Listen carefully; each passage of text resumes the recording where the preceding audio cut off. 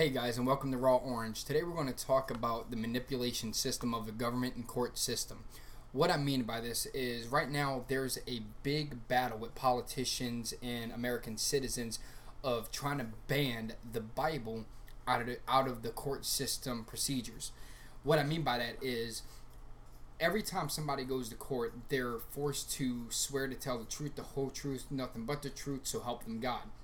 And a lot of people are confused because a lot of people think that that's a mandatory system, and it's just not. It's not nowhere ever written that you have to swear on any kind of Bible. I want to kind of take a moment and just give a little brief history about when this was implied, and I did a little research on it, and I was actually surprised to find out the dates. It was a scare tactic used as early as 1777 to manipulate. It's a deceiving way, but it was used to manipulate Americans into forcing them to tell the truth by making them think that God was watching while they were testifying in court for whatever reason they were there, whether it was rape, murder, break-in, whatever the reason there was. Everything was the same, that you had to swear on the Bible before the proceedings began. And even after all this time, in 2016, from 1777, it still goes on in a lot of states today. Now, I want to clear it up because, and first say that it's nowhere written that you have to swear on any Bible, regardless of your crime, regardless of what people may tell you. It's just not true. It's something that's been going on for so long that I think it's been going on for so long that people perceive it to be truth. But again, it's not. In fact, we have 3 presidents that didn't even swear on the Bible when they took oath into office. John Quincy Adams. In fact, John Quincy Adams, he didn't swear on the Holy Bible when he took office. He swore on a law book. Now, to me, that makes sense because he's going into a government position and he says, okay, well, I'm going to swear on a law book. That makes sense. Government, law, politics, a law book. Nothing to do with religion. The other 2 presidents was Franklin Pierce and Theodore Roosevelt. Again, many people don't know this because many people perceive every president or every politician that swears in office always go to the Bible. But again, it's incorrect. It's just a manipulating tactic. You see, there can be no religious test in a public office, nor a religious test for participation in a proceeding process or the political process. What I mean by this is a district attorney, a lawyer can convince a jury or try to tell a jury how their certain religion affects them in their life, but it cannot be used against a person that's on trial for whether it to the good or the bad. I disagree with this because if I think the jury could be conflicted and basically persuaded by a Bible thumper that knows verses in and out. It seems unfair, and it could cost a person their freedom or possibly their life. Let me give you an example of this, okay? Let's say you have an atheist that's on trial in today's world, and he's on trial for murder. And let's say the atheist is completely innocent, okay? First off, to many Christians, the atheist is already guilty for a simple fact, because many Christians believe without this book, you can't have a moral value. You can't have a positive regard for life because they feel that without the Bible guiding you, it's impossible to do by yourself, right? So you got the atheist and you got the jury. Now let's say the jury is split in half and everybody's, half the people believe he's innocent, half the people believe he's not innocent, okay? And it comes down to one deciding vote. And the district attorney, the lawyer, the opposing lawyer is trying to convict this innocent man, and he starts using religion because, as I said, he can use it to describe how it affects his life. And let's say the one vote that is needed for that man's freedom is based off this one guy that's really on the guy or woman. He's on the fence. Part of him says, man, I don't think he did it, but I just don't know if he did it, right? But the district attorney and the opposing lawyers are telling the jury, this man raped or murdered, whatever the case is, the other person. He has no value for life. He has no morals. He has no guidance guiding his own life. So now what happens is he starts quoting Bible scripture, right? And now what's happening is that one juror that's the deciding vote is getting manipulated by a district attorney or lawyer that knows the Bible, and now he's getting his head filled with religion. So that right there goes against the law's own thing of saying you shouldn't bring religion into the court system. I don't even believe that it's completely irrelevant. In fact, when I was going to be on a jury a few years back, and they were asking like all these questions like age, sex, marriage, location, all that good stuff, and it said religious preference. Why should that even matter? What does my religion have to do with it, right? But they do. They ask that question, and I think they do it for a reason, because they know, as been told before, since 1777, this book has been used to manipulate and deceive Americans. Now, I'm not saying this book is false or incorrect. I'm currently reading. I'm about halfway through. They got many, many wise sayings in there. That doesn't mean I take the Bible to heart with everything it says. I use it more for the wise sayings in there. They really do got some educational sayings in there that really could provide you to be a better person. But again, I take it with a grain of salt, and I apply what I feel that I could work with in my life. I don't use it literal. But you got the Bible thumping attorney, DA, whatever the case is, now convincing this jury, if not that one, others, in this man's stake at the life, all because he says there is no God, there is no there is no ultimate being. That's just his personal opinion. But if religion's in the court, it's already an unjust. How is it a fair system to that person? It's not. It's completely. It's one-sided. It's manipulating. It's just. It's not. I think in this day and age, with all the science that uncovers myths about the Bible and fallacies, that it needs to be taken out the court system. Period. I recently had court in Louisiana. It was for a child support case. And before the court, I had to do the same thing. District attorney comes up to me. I'm going to tell you the story. He comes up to me and he goes, Mr. Ballon, he goes, do you swear to tell the truth, the whole truth, and nothing but the truth, so help you God? Yeah. I take it as if I'm talking to you right now. I don't feel that if I lie, which I didn't. I'm just saying, I don't feel if I was to lie on a Bible that my soul's any more damned than my everyday routine. And I remember one of the questions that was asked was, sir, how much did you make in 2015? And I said about $60,000 as of March. I started in March and all the way to December. I said I made about $60,000. And later on, I said, no, I had to take that back. I said it was around 55. It was around 50 something. It was past 55, but I couldn't give up the exact estimate. And this district attorney looked at the judge and says, Your Honor, he's a liar. He swore before the Bible. He's under oath. And I remember I had looked at my ex-wife, and I looked at the judge, and I could do nothing but smile. And I was like, is this guy serious? Like, you asked me a random question out the blue. You didn't ask for any kind of documentation before the court date, and I was giving you an answer on the top of my head. It's like, and now you're getting mad because I didn't have the exact answer in the 3-second time period that you gave me this. But the funny part about it was he was getting so pissed off. He was like, and the judge like looked at him and goes, sir, not talking to me. She was talking to the district attorney. She goes, sir, give me solid facts of what.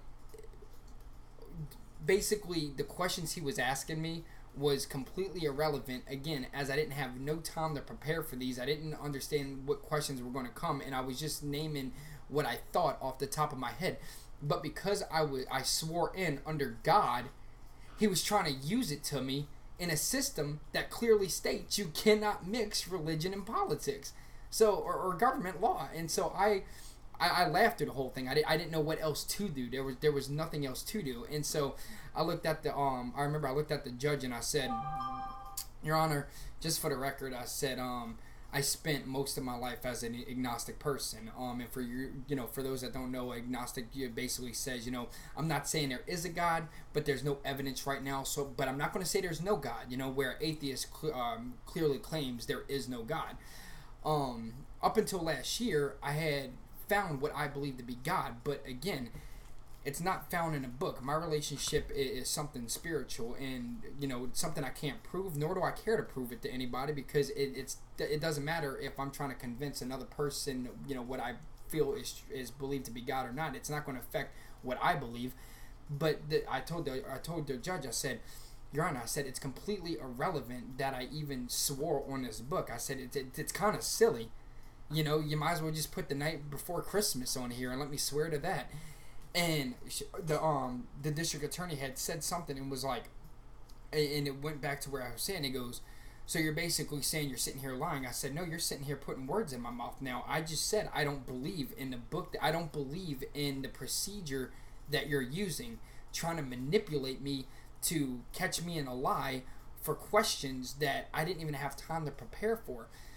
And I remember the DA went, and this was getting off topic, and the DA goes, well, why are you, basically, why don't you not swear on the Bible then? Here's why.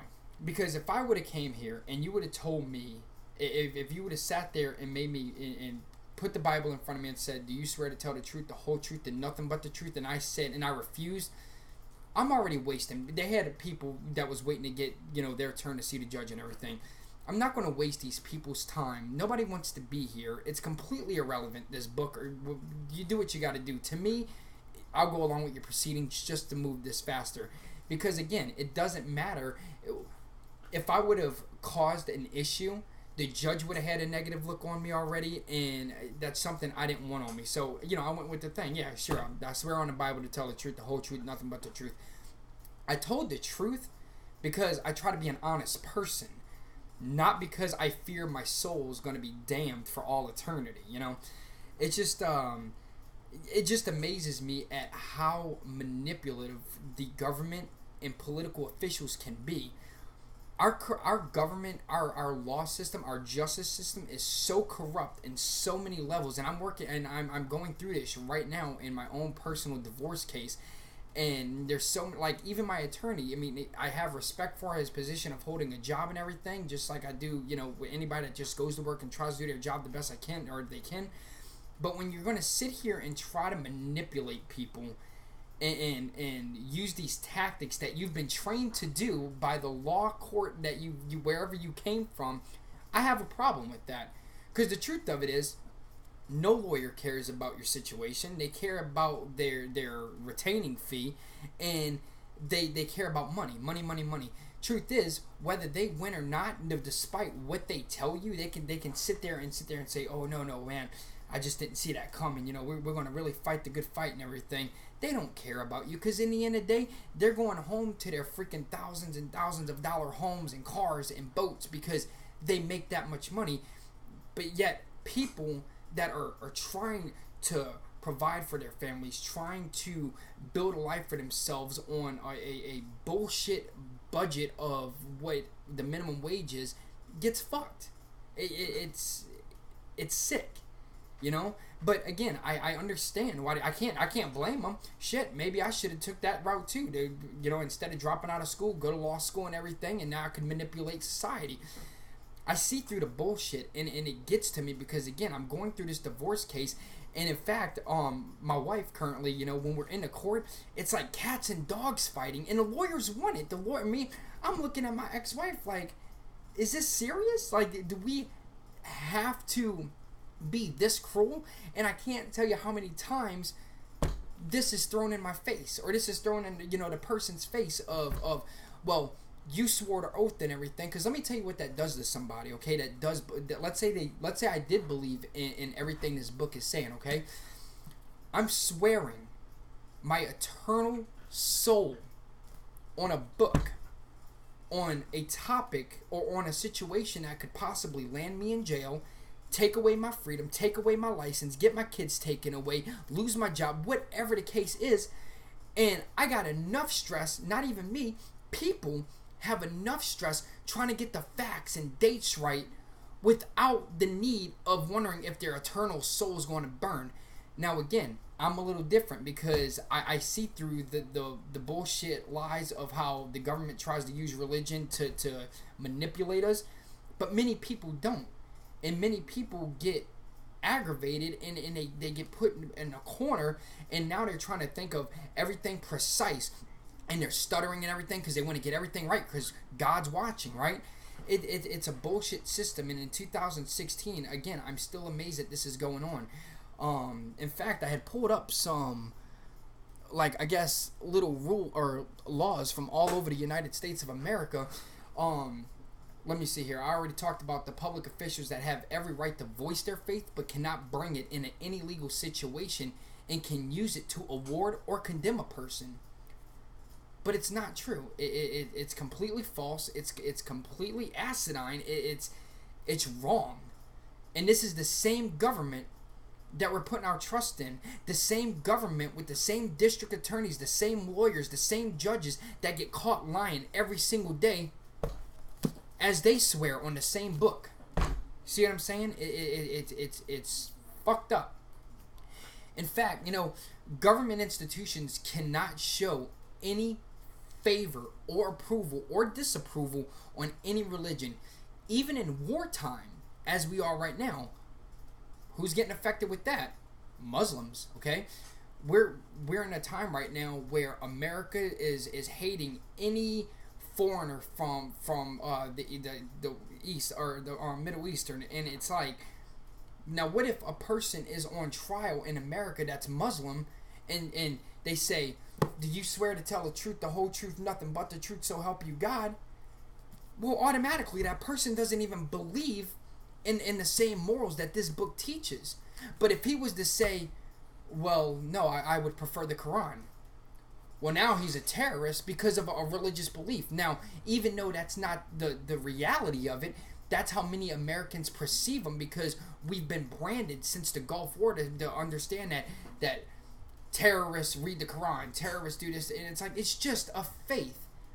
In fact, if you've ever even read part of the Quran, you'd probably agree with some of the things it said. I'm saying not all of it, but every Bible has its high points and its low points. That's what makes religion such a tough situation of what to believe in, who to believe in, who's right, who's not right, is what's going on. It's but the point of it is, the jury is automatically going to have a certain situation of opinion on this person just because he's Muslim and he wants to swear on the Quran, or maybe nothing at all, right? Our judges, the district attorney, the lawyers are thinking the same thing. What I'm trying to say is this: to this one individual, whether he was guilty or not guilty, using that tactic is automatically on a negative side for his defense. It's automatically a negative outlook. It's this is fact. This goes on every day. Let's see. Government does have a law, however, that religions have to comply with a certain guideline within reasonable regulations and social policy. Example, you can't go and say, my religion says I gotta sacrifice a goat or a human in front of everybody, because, and even though it was acceptable once upon a time, according to historians, it's something we can't say because of my religion. I need to do this because the government says, the politicians say, no, we're not going to go that far with religion. Why not? If we're going to bring the book into the court system, should that person not be able to bring his beliefs and his rituals? If we're going to try him in a court by a jury of his peers, and you want to mix religion to manipulate him or her, whoever, why can't they use their religious practices with the book that you're making him swear on? Doesn't make sense. It also says that public officials cannot use the religion card to justify why they failed at their job. And what I had to read up on this one a little bit because I was a little unsure what it was meaning. And keep in mind, people, like I said, when I do Raw Orange, I talk about a hot topic and everything, and I try to take that week and get as much knowledge as I can. And a lot of things I find they're fascinating because I, for one, knew that they were trying to get religion and law two separate things, and I didn't know that you could not. I didn't know you had the right to deny of swearing on the Bible. I thought it was mandatory up until recently when I started doing my research.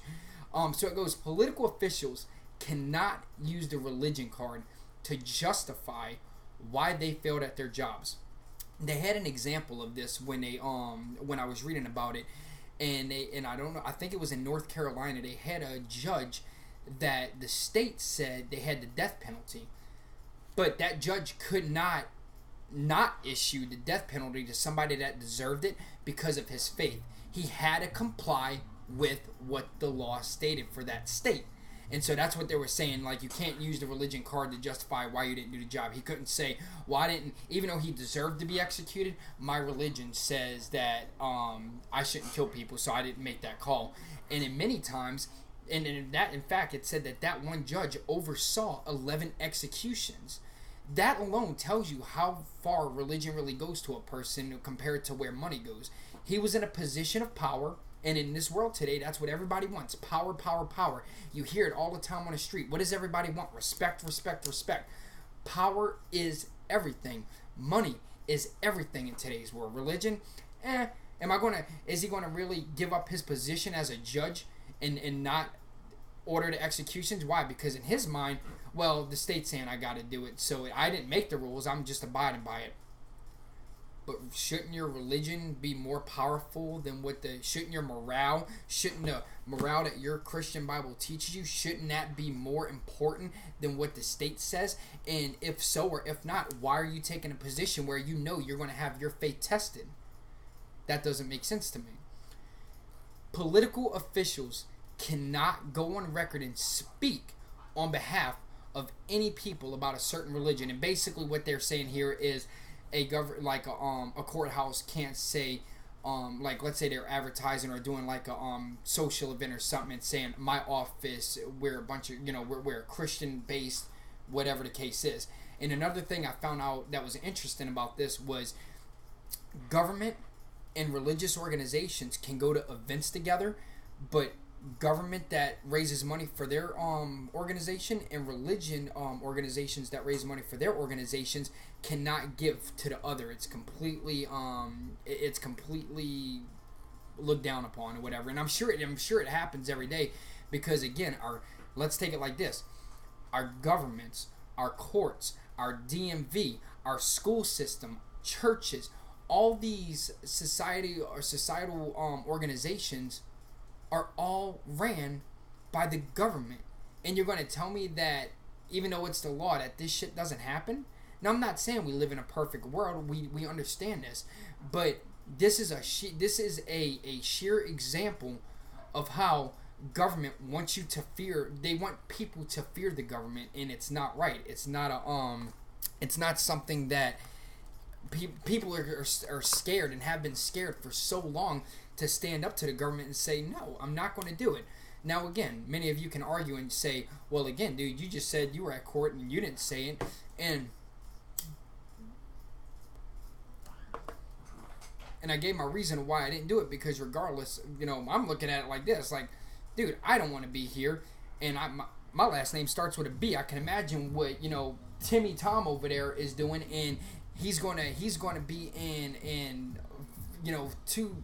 he's going to be in court just that much longer, because I got to be the asshole to be like, I don't believe in the Bible, so I'm not going to do this. I'm going to go ahead and you're going to have to come up with an alternate, No, I care about people's time. I care about my time. Let's get this through, because regardless, in the end, this isn't going to determine whether I tell you the truth or not. It's either I'm an honest person or I'm not an honest person. In today's world, we all look out for our best interests. Am I sitting here saying I never tell a lie? Of course not. I'm human. Do I try not to tell a lie? Yes. I'm going to tell you why. I'm 31 years old now, and my life has become a lot more happier, drama-free, without worrying about what people think as far as you know, am I this, that, and the other. I used to lie so much as a kid, you know, I did this, I did that, and it just got to a point where it was like, I'd lie so much, I didn't freaking have to create lies to back up the other lies. It was getting to that point and everything. After about 25, I started really seeing society for what it is. I started seeing the military for how it is. I started seeing the government for how it is. You know, I'll give you a small example of what I mean by this, okay? When I was on my way to the court, it was in Louisiana, I'm in Texas. I was on my way, and I get pulled over, and the guy goes, the cop goes, do you know why I pulled you over? And I said, to be honest with you, man, I said, look, I said, I got court here in about 30 minutes. I'm in a town I don't know. My phone was shut off at the time as far as the internet goes, so I didn't have a GPS, and I was literally using a MapQuest. Well, MapQuest had a detour, or they had a detour on the road, and MapQuest didn't account for that. So I said, okay. I said, this is what basically happened. Well, he goes, you were doing 10 miles over the speed limit, and it wound up or it was 11 miles over the speed limit, and it wound up being a $240 ticket. I said, well, somebody's got to fix the roads, right? I said, I go to court for the ticket and everything, and when I go, they say we're going to drop the charge to just saying you had a tail light out, or you know, didn't have your seatbelt on. And I remember I looked at the lady and I said, why? I said, that's not what I'm being charged for. And she goes, do you want to pay the $240 ticket? And I said, of course not. I said, but that's not the point. The point is the government is supposed to be honest.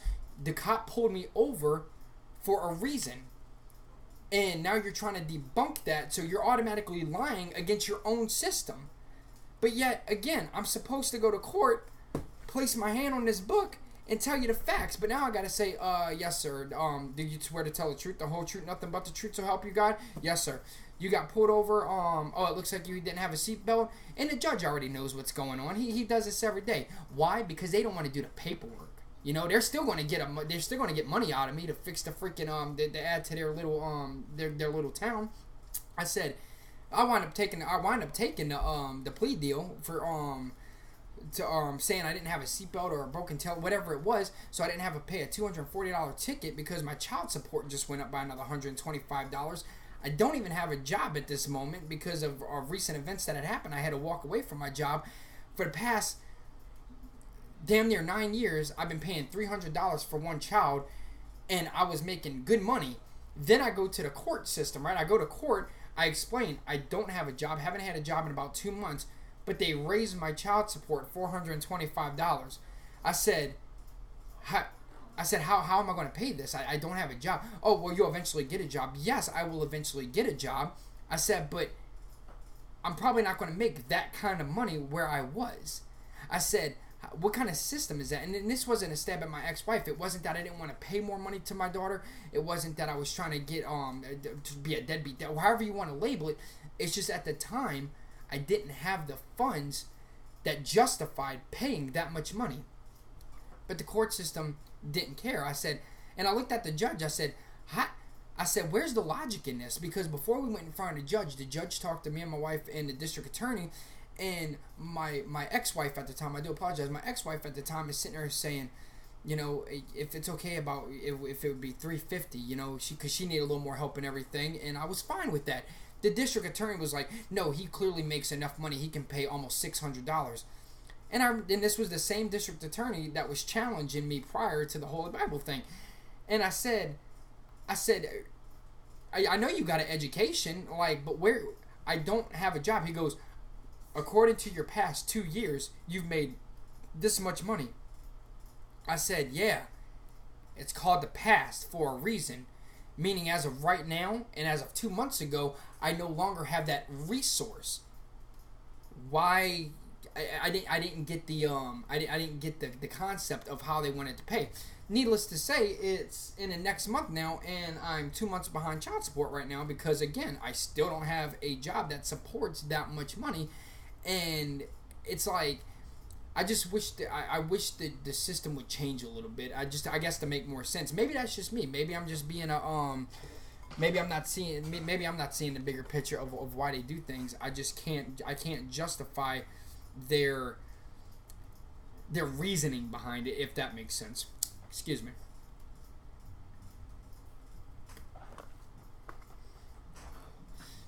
I hate when people tell other people, and I got friends of many different religions.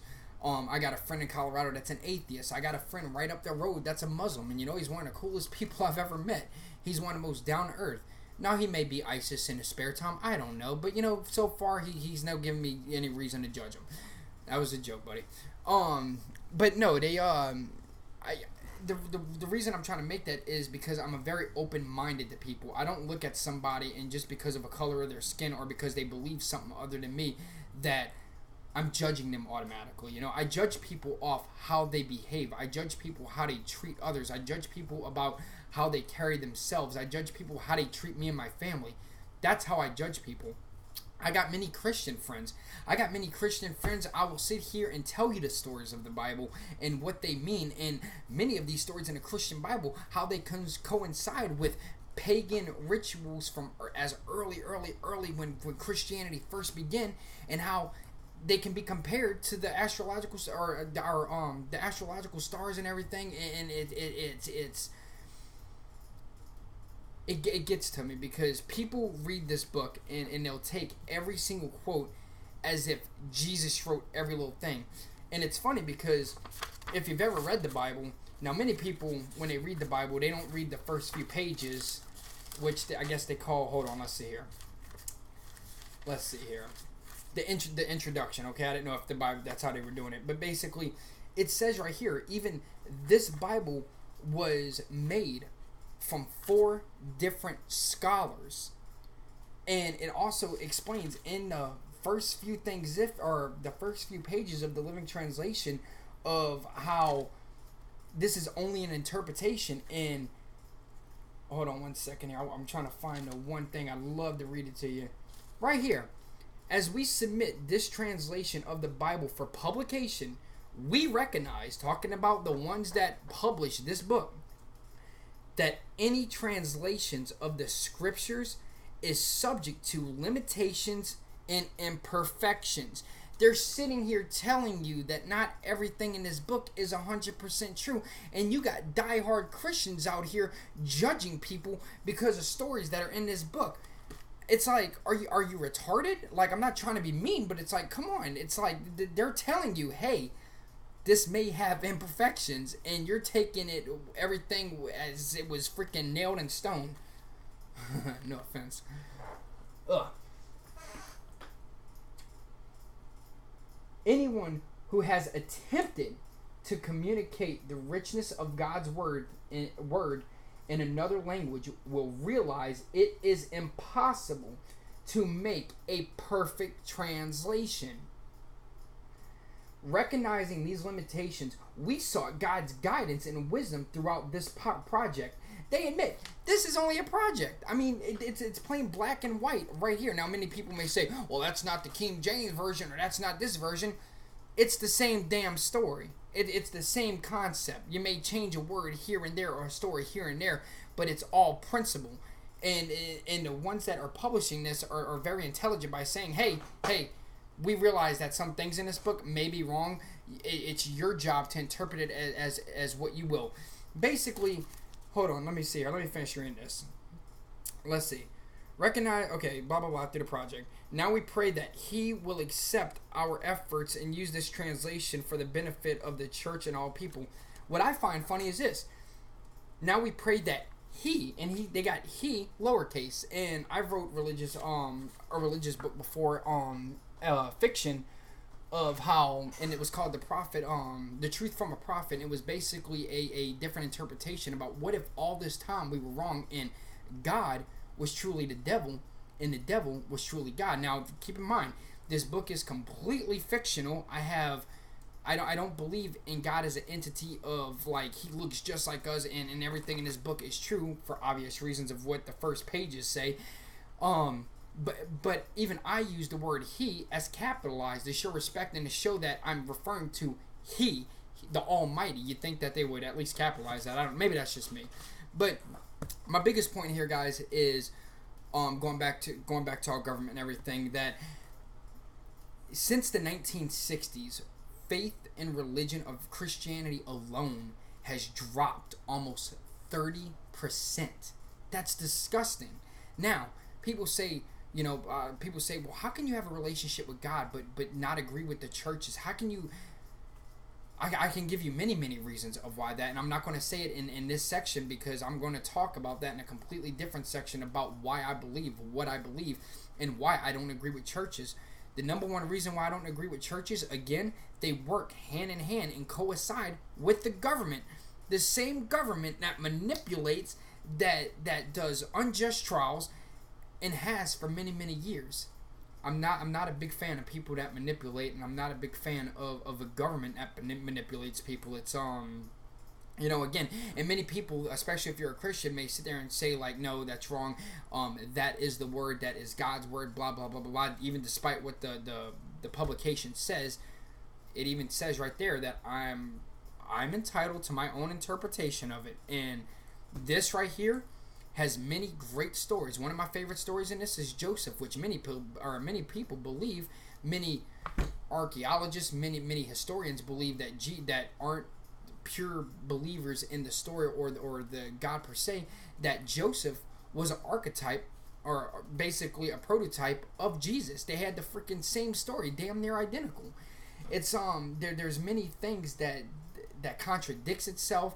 There's many things that churchgoers will say, well, you can't eat this or whatever, but they used to eat it, but it's okay. Basically, they try to justify one sin they like to judge people on their sins without realizing how many things they do that go against this book every day.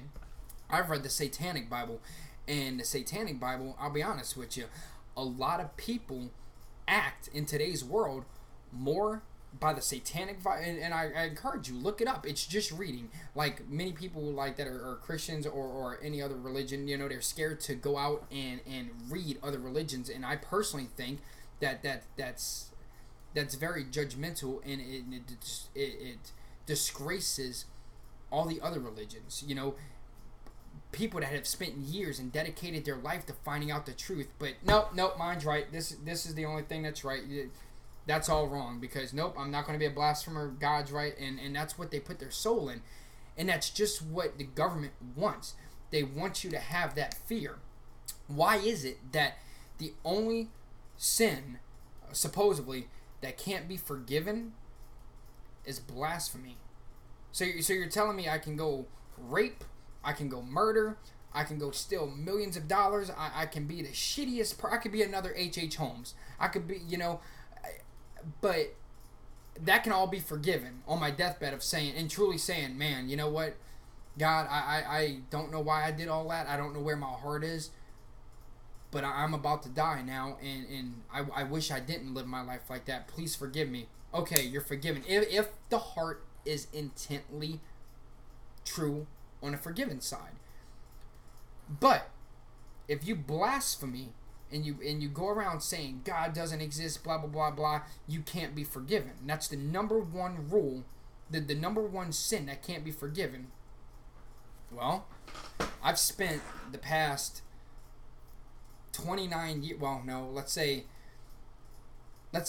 22 years of my life blasphemy all over the United States, all over the world, Ireland, Germany, and my military buddies, we would talk about these things, and we would talk about how the stories are bullshit.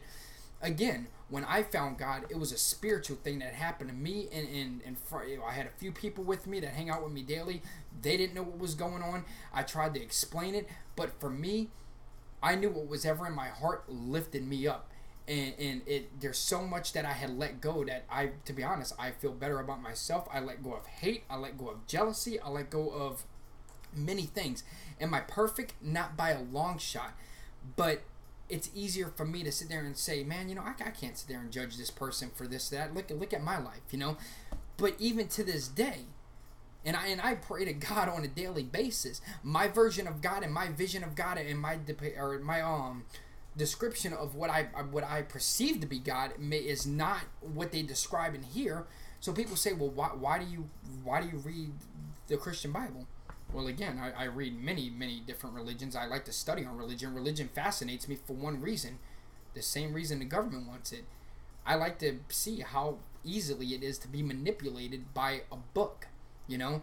And again, if you're interested in reading, and even if you're a Christian, a hardcore Christian, it does not hurt to educate yourselves. That's one thing the church does not want you to do. They do not want you to educate yourselves because they do not want to lose its following. And as I said before, since the 1960s, the drop in Christianity alone, almost 30%. You know, because people are understanding. Whoa, hold on. Science is improving, and when science improves, what happens? You start debunking things. People used to have, Alzheimer's. They used to have these spazzes, and it was automatically the devil. You know, back in the day, it's got to be Satan. It's demons possessing him. Now we know through science, no, a lot of that was medical conditions. People used to think the volcanoes would go. That was the gods raging war against their sins and everything. No, now through science we understand, we live on a freaking world that is a planet that is constantly changing with seasons and all this. And still people will say, well, there's a God that's still punishing us for our sins that we do. That may very well be. I don't know. I can't say that. Do I think that's the case? No. But I'm not going to sit there and judge somebody and say, dude, you're an idiot for believing that. You're entitled to your opinion. If I read one book and dedicated my life to it, then I guess I could see how I would be easily manipulated too.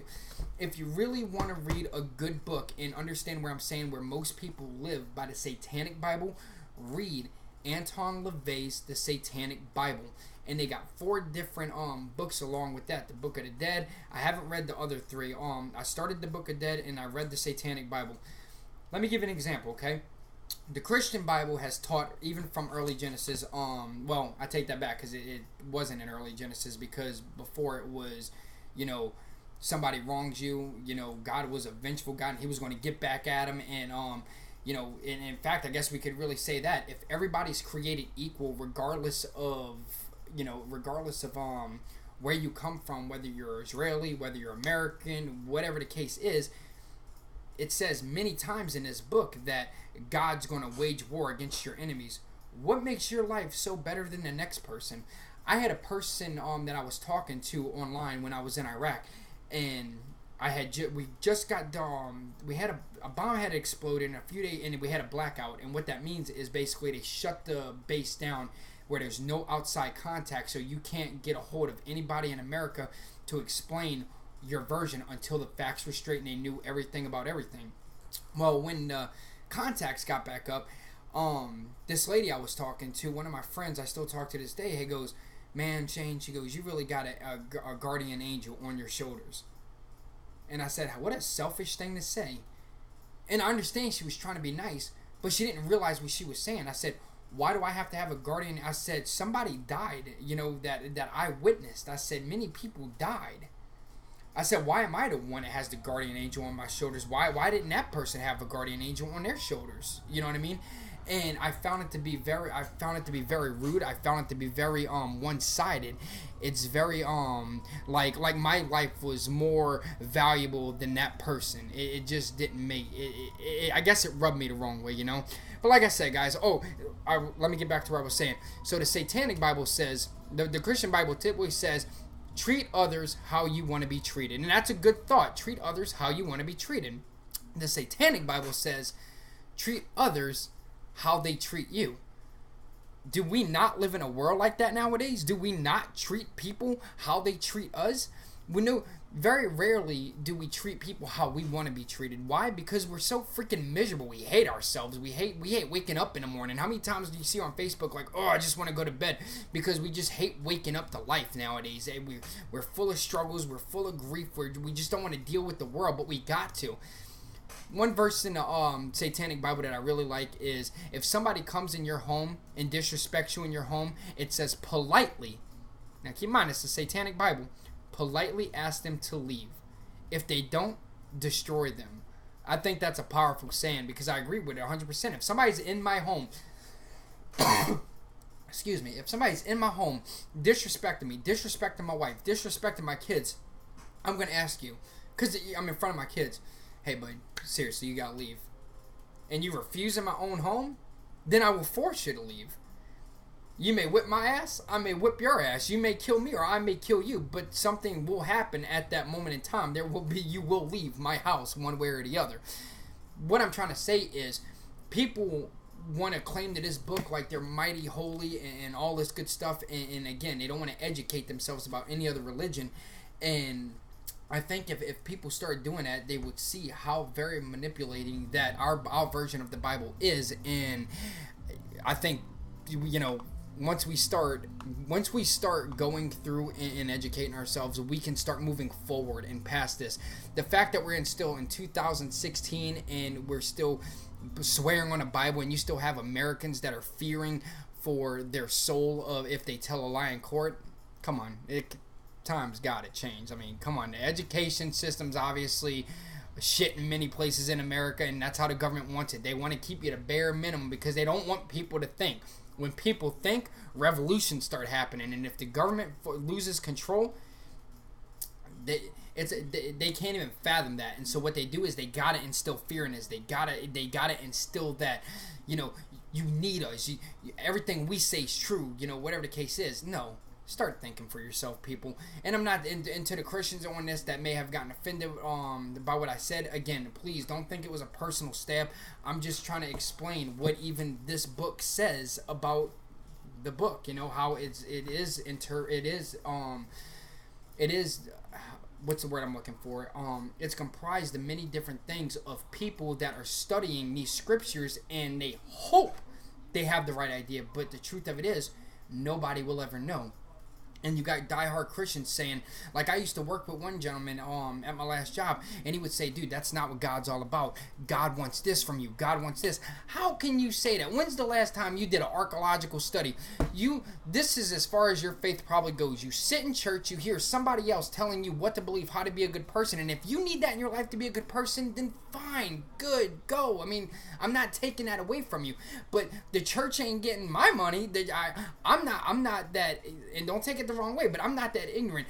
Like, you gotta give 10% of your earnings to the church. Really? While the churches are tax free. When I was working at Rent-A-Center, I used to freaking go repo all the time. And I would go to these preachers and pastors' house, and what was I faced with? I was faced with preachers that were driving BMWs, had freaking nice ass houses, and I'm thinking to myself, I'm sitting here busting my ass every day for a minimum wage thing. I said, I'm in the wrong business. One of my best friends, even to this day, he got his degree online as a preacher, and he started his own congregation. It didn't get as big as where he could, he was making the type of money that some do, but just the fact that I can go online and get a certificate. Now I'm a preacher. Talk to me one-on-one, and I can tell you these stories, and I can give you the interpretation of what I think they mean, because I'm going to say what I think, because I'm not going to sit here and tell you I know. It'd be impossible for me to say I don't. I'm not out there with a little hammer, digging up the artifacts and everything. But I just want people to start thinking, because the government uses religion as a stronghold, and it's the most powerful thing in their arsenal of how they manipulate people. It's just something I think that we need to kind of get away from. There's nothing wrong with believing what you are. You're entitled to that opinion. Everybody has that right. But to sit there and force it as if it's fact when even your own book says otherwise, come on, that's just silly. But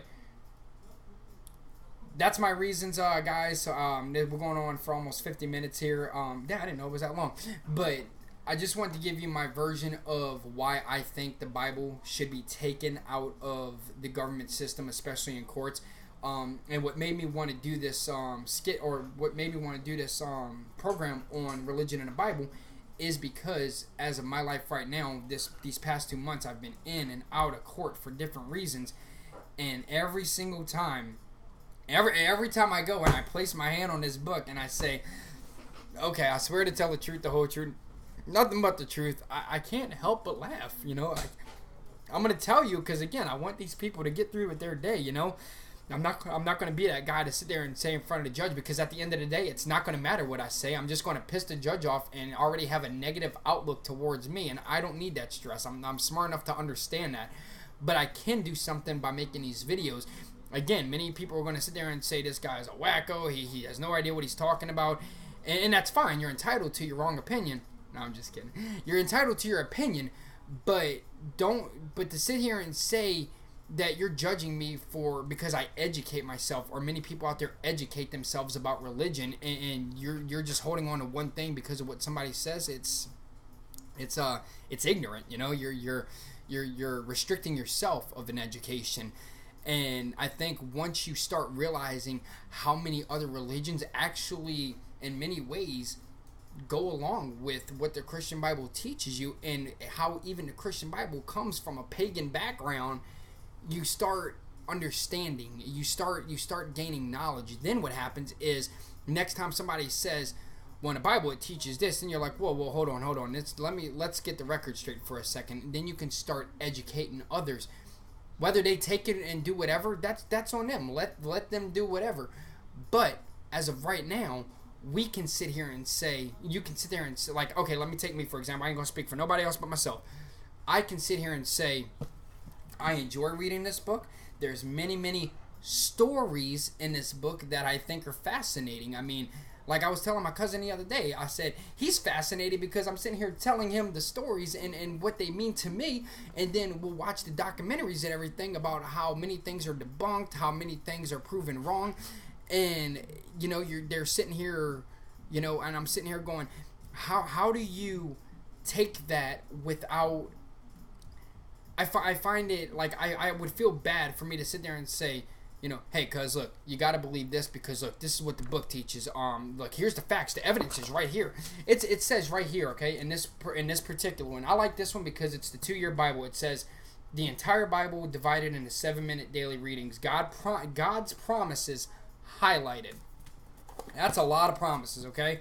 And there's many things that I highlight as I'm doing my research that I find fascinating, hold on, because some of these I don't want to read just yet, because like I said, I want to go back and give you my opinion on why I believe this is. Some things I agree with, some things I don't.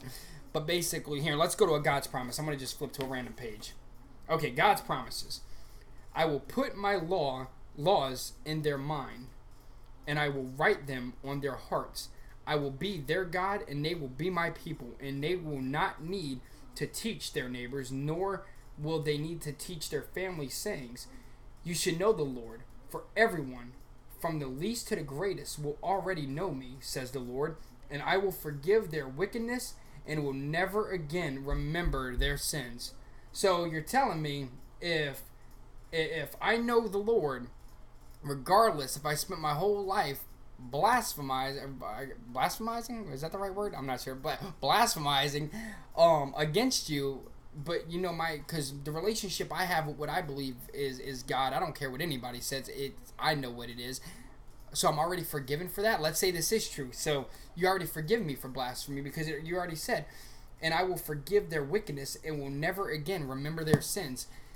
Then why be judged? If my heart is now with you and I die today, why look at my past? Why, you just said you're not even going to remember the sins. Why would I be judged? Well, many may say, well, you're still going to be judged before you go in because he wants you to know what you did or whatever the case is. It's like, but that's not God's promise. God's promise is, you find me, you'll know my name, I'll write it in your heart, I'll inscript it in your heart, your mind, that I won't even remember those mortal sins. So I'm forgiven, right? Examples like that, okay? That was just a random one I just picked out. I obviously didn't look into it and, started going with it. But I just, I can do that with any Bible verse, just looking at it. But until I take the time out and actually read it and understand, what it's trying to say, but I know the Lord will surely help those they persecute. He will maintain the rights of the poor. Well, that's kind of unfair. What about the rich? Not every rich person is bad. In fact, many rich people out there give... In fact, what was it? Keanu Reeves, I was reading something the other day. He gave 70% of his earnings from The Matrix, 70% of those earnings, to help leukemia, or to find a cure for leukemia. He donated 70% of his earnings from the matrix alone to the organizations that's trying to find better ways to deal with leukemia. That's a bad person because he's rich. Shouldn't you stay in there in the rich? It's very one-sided. Now again, just picking out random things, but I'm just trying to explain how easily it can be misconstrued. Now I can sit there and say what I just told you, and somebody else can go, no, you're taking it the wrong way. What God meant was, now you know what God meant. Now all the archaeological evidence, all the preachers, you're instantly know what God's talking about, right? Come on, guys. We gotta get smarter. We gotta start thinking for ourselves, man. It's 2016, and I was watching a documentary the other day. It was Zeitgeist, and I believe it was moving forward, and it had nothing to do with religion, but it showed our economical structure and the way we live, and it was completely sad because, like, one thing it said, like, right now we have the resources to feed every single person in the world fully every day for the rest of their lives, but yet we still have people starving because why? Corporations, money. Corporation, government power, they have to keep the small people at bay.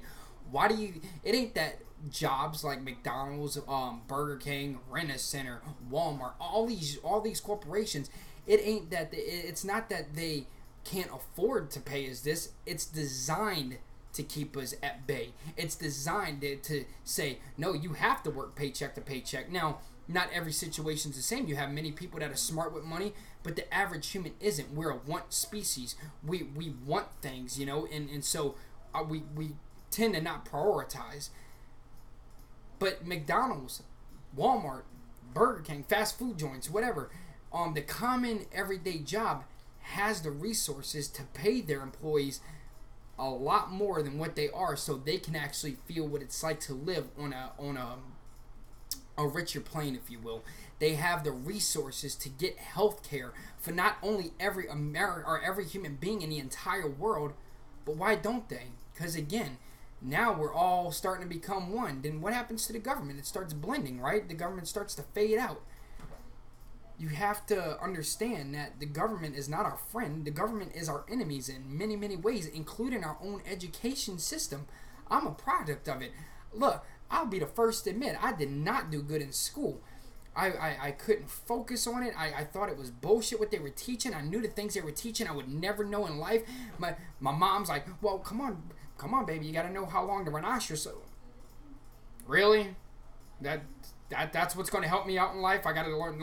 I got to know about sea creatures and come on. It's like this. The government keeps us at bay, but the sad part is we're letting them. And I just fear with everything that's going on now with our military, with this whole talk about like New World Order and everything, that people are so uneducated and so distracted by social media. I mean, like, seriously, we went to dinner with my girlfriend's parents the other day, or her mom and her people and everything, and I'm looking at the table and there was 1, 2, 3, there was 6 of us, and 4 out of that 6 at a casual dinner was on these things just Facebooking about how much fun they're having when they're not even talking, when they're not even enjoying the moment, because our minds are focused on.